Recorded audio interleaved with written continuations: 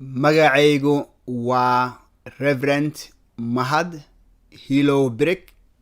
Waxaan ku dhashay Kenya oo ka dhashay qoys Soomaali Muslim Sunni ah.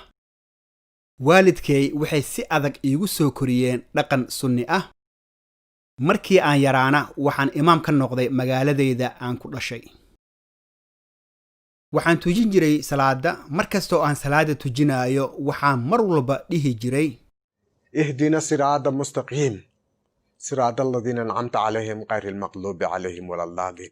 Ilaahow igu hoggaami jidka toosan, jidka saxda ah iyo sidii aan ugu baryi jiray ducadan mar walba. Waxaan ogaa in Ilaah haddii uun runtii jiro inuu hal maalin uun igu hoggaamin doono jidka saxda ah.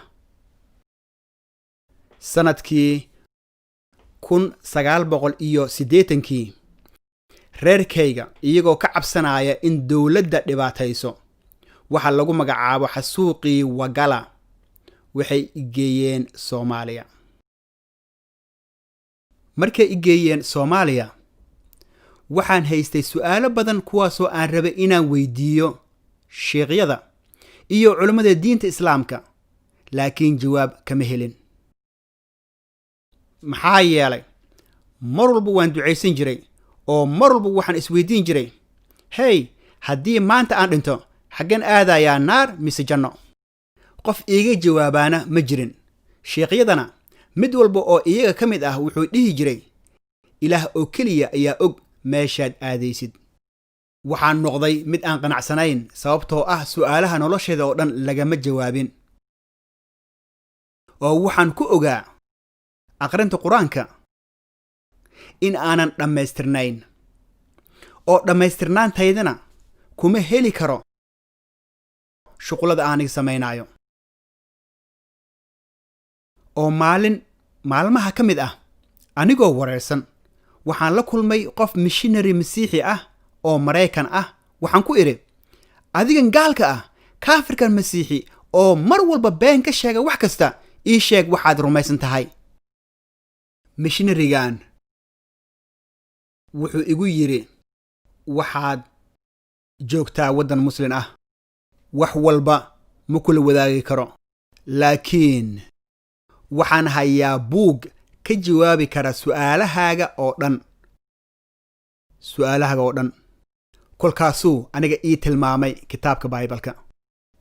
Waxaan qaatay kitaabkii Baybalka waxaana la barbar dhigay Quraanka muddo 2 sano iyo bar ah.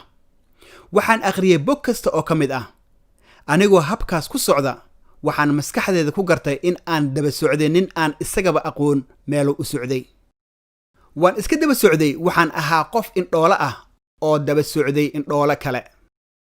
Kadib markaan akhriyay Quraanka, kadib markaan si fiican u akhriyay kitaabka Baybalka ah, waxaan ogaaday inaan ahaa dambiile u baahan badbaadiye.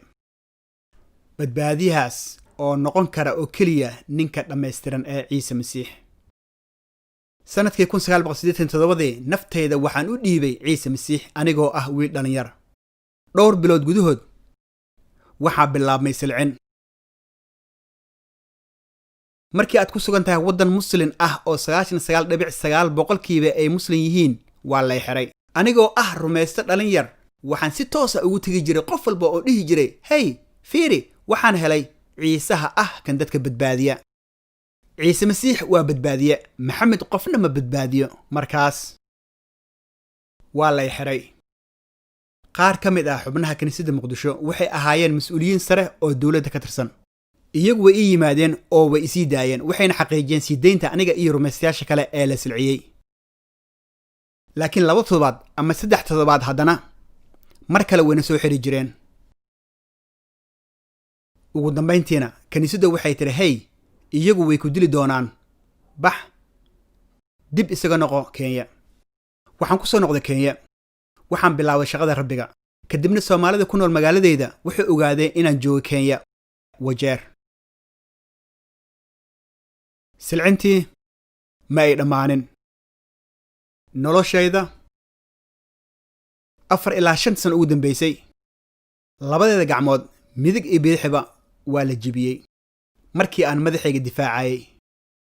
qof baa rabay inuu igu garaaco bud ama ul weyn, mar walbana waan isdifaacayay. labada gacmood waa jaban yihiin. silcin aad u badan ayaa socota. u duceeya inay nabad helaan Soomaalida rumaystayaasha ee dunida oo dhan. annagana noogu soo duceeya nabad kuweena u adeega Rabbi Ciise Masiix. dhowaan waxaa dilkayga loo ballan qaaday 36 milyan. laakiin waxaan ogahay in sayidkaygu awoodo inuu idifaaco oo i ilaaliyo. isagu wuu ilaalin doonaa. iigu duceeya ilaalin.